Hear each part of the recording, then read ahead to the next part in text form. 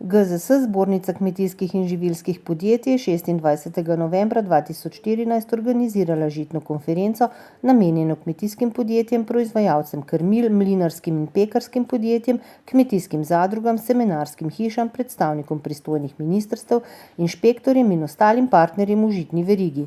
Domači in tuji strokovnjaki so na konferenci z različnih vidikov osvetlili aktualno problematiko žitnega sektorja. Udeležence je uvodoma nagovoril minister za kmetijstvo, gozdarstvo in prehrano mag. Dejan Židan, ki je med drugim poudaril tudi problematiko sive ekonomije. Ravno problematika sive ekonomije v žitni verigi, pekarstvo je bila tista, ki je že pred leti spodbudila iskanje načinov borbe proti sivi ekonomiji. V prvem koraku se je ugotovilo, da sivo ekonomijo v pekarstvu generira delo na črno, ker smo imeli zakonodajo z premnogimi luknjami, to je sedaj popravljeno. Ko smo se ponovno srečali in pogledali, kakšno stanje je sedaj, smo ugotovili, da še vedno v bistvu imamo opravka z pretirano sivo ekonomijo, ki pa v tem trenutku omogoča veriženje podjetij in po drugi strani nemogoč nadzor nad tistimi, ki nekaj počno in svojih ljudi ne plačujejo, niti neto plačo, niti potem socialnih in drugih prispevkov.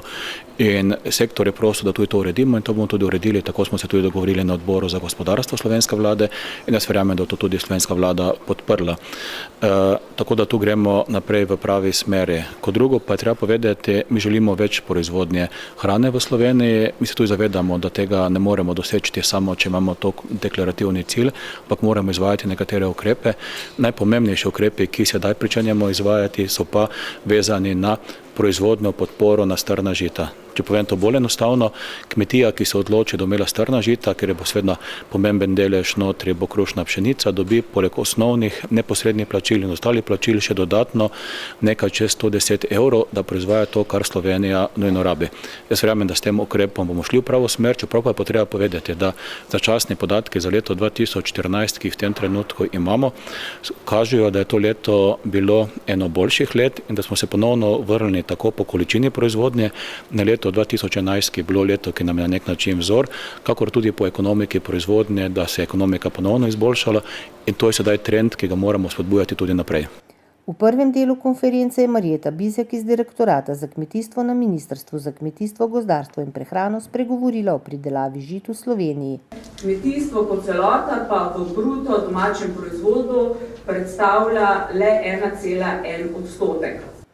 Stanje trga z žiti na Madžarskem je predstavil Peter Kis, ADM Hungary, stanje na trgu z žiti v Evropski uniji pa Jaime Nolan Miralles iz FC Stone. I think if you look at the European market, the market has very much come back and rebounded in terms of supply over the last 2 years.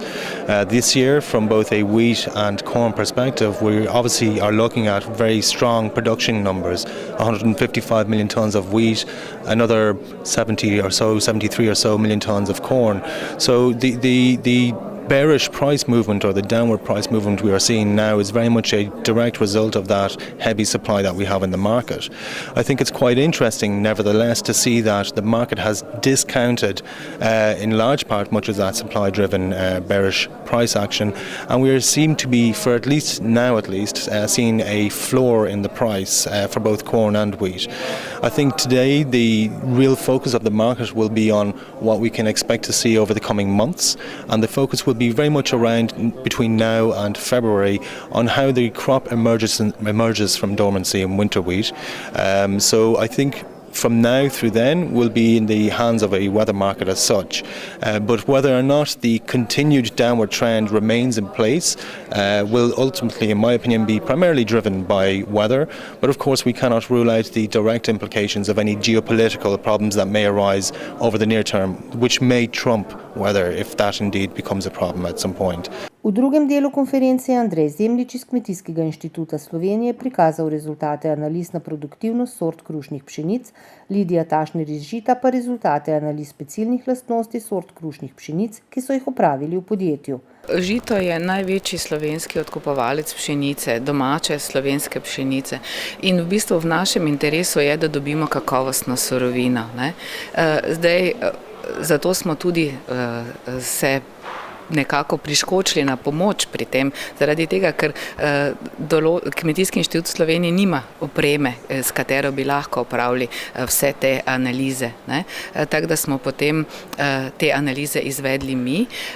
Zdaj ugotavljamo, da pravzaprav izvajanje analiz samo enkrat je premalo, da bi moralo biti to izvajanje več let zapored in da bi poleg teh analiz, ki se izvajajo v odkupu pšenice, to nadgradili še z določenjem teh pecilnih lastnosti pšenice, kajti le tako bi lahko potem oblikovali sortno listo, ki bi bila bolj primerna za mlinarje, za peke. Želimo pa seveda, da smo povezani tako tudi z pridelovalci, kajti pridelovalci morajo biti tudi zadovoljni, ne samo mlinarji in peki. Kako do boljše kakovosti pridelka s certificiranim semenom je bila tema predstavitve Simona Grmovška iz Agrosata, o celovitem pristopu pri nadzorovanju in zatiranju škodljivcev pa je spregovoril Viktor Tersoglav iz podjetja Magnetik. Dr. Aleš Kuhar iz Biotehniške fakultete v Ljubljani je v tretjem delu podal izčrpno analizo slovenskega žitnega sektorja. So pri nas pekovski izdelki res dragi? Dragi. To, kar sem prikazoval te komparativne indekse, povprečje evropskega cenovnega nivoja z povprečjem slovenskega cenovnega nivoja. In seveda tukaj vidimo, da so pekarski izdelki zaradi različnih razlogov, recimo za 2 odstotni točki višje po tej primerjavi kot celotna hrana v Sloveniji. Zdaj pa seveda vprašanje, zakaj?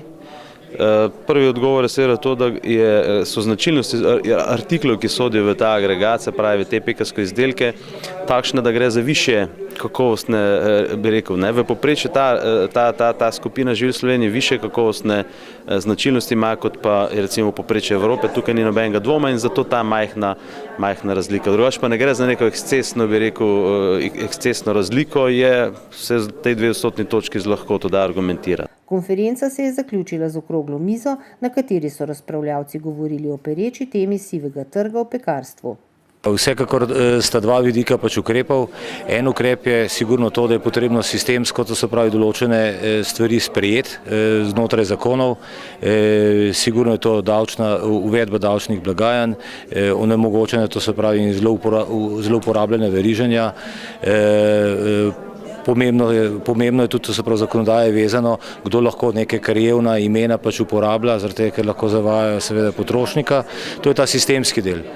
Seveda druga stvar pa je seveda izvajanje vsega tega. Menim, da seveda bi vsi nadzorni organi morali bolj učinkovito, to se pravi, in skupaj, to se pravi, potem to nadzirati in se zlasti, to se pravi, ukvarjati z tistimi, ki sistematično in ves čas kršijo, to se pravi, razne predpise in mislim, ko bo to funkcioniralo, da bo seveda tudi več veselja tudi znotraj naše panoge.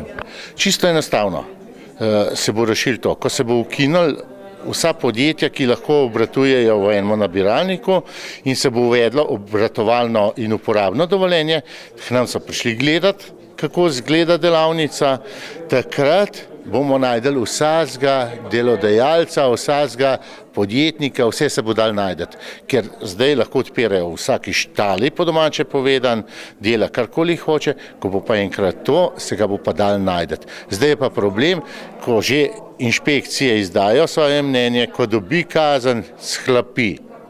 Eni zamenjajo imena, eni grejo drugam in to je največji problem. Ni problem zaračunati, problem je pokasirati. Siva ekonomija je pač res rak rana celotnega gospodarstva, ampak v pekarstvu je pa, bi rekel, ta koncentracija nekih ekstremnih pojavov tako velika, da bi se jo splačalo pekarsko industrijo vzeti kot en case study, kot študijo primera, pa v bistvu na tem sektorju narediti načrt, kako se tega znebiti.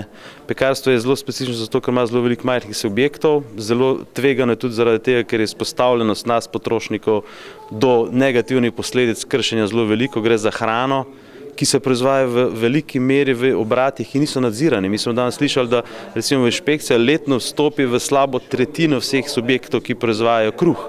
To je ekstremno malo. Mislim, najmanj nekajkrat na leto mogo iti v vse subjekte, ne pa da gre v tretjino vseh na leto. Skratka, je nekaj zelo narobe. To je vidik sive ekonomije, kar pa mene v prvem koraku kljub vsemu bolj skrbi, je pa standard higiene, kakovosti in ta varnostni vidik. Gre kljub vsemu za hrano, ki je z tega bolj specifična kot pa proizvodnja nekih ostružkov ali pa česarkoli, ali pa pleskanja. Definitivno je bilo kar nekaj predlogov. ki zadevajo red na pekarskem trgu. Dejstvo je, da je ogromno anomalij na vseh področjih in dejstvo je, da potrebujemo, kot so rekli tudi naši sogovorniki, praktično v en glas jasna orodja v boju proti veriženju podjetij, davčne blagajne, ampak pri tem opozarjamo tudi mi na gospodarske zbornici, davčne blagajne v korelaciji tudi z nižjimi davčnimi stopnjami in pa s tem predvsem, da se denar preusmeri od goljufov k poštenim plačnikom, ne pa državne blagajne. Kako ocenjujete današnjo užitno konferenco? Ja, žitna konferenca 2014 je postregla skr veliko količino podatkov. Seveda govorimo o trgu z žiti in tukaj so zanimive informacije ne samo iz Slovenije, temveč tudi iz globalnih trgov, predvsem iz trgov Evropske unije, ker pa je ena od največjih proizvajalk žit Madžarska, naša soseda, nas je zanimalo delovanje madžarskega trga od pridelave pa naprej v teh tržnih sistemih, kako se odkupuje pšenica. Jaz mislim, da bo to kar dobra podlaga za naše nadaljnje delo tudi v žitni verigi, kajti ne samo cenovni model odkupa, temveč tudi kakovostni parametri, o katerih je bilo govora v drugem delu, so tisto, kar zanima seveda tako mlinarsko industrijo, ki mora pridelati kakovostno moko, seveda tudi kmete, ki so na podlagi tega, kar pridelajo, kakovosti pridelka tudi plačani. No, zadnji del je pa, mislim, da prinesel neke vrste streznitev in pa izhodišča za delo za naprej. Dr. Kuhar, mislim, da je podal eno izčrpno analizo tega žitnega sektorja. Mislim, da to je ena prvih takih bolj poglobljenih analiz v tem trenutku v naši državi. Sama okrogla miza okrog dogajanja na področju odpravljanja sive ekonomije, predvsem v pekarstvu, je pa prinesla kar nekaj takih izhodišč, ki pomenijo veliko dela za vlado, za različna ministrstva, ki se morajo pa v končni fazi tudi poenotiti. Govorim namreč o zakonodaji, ki omogoča veliko sistemskih lukenj. Govorim o davčnih blagajnah, ki jih je nujno potrebno uvesti čim prej in morajo veljati za vse. Tako da mislim, da danes smo 26. novembra, decembrski praznični del in januar bojo pomenili za nas kar veliko dela.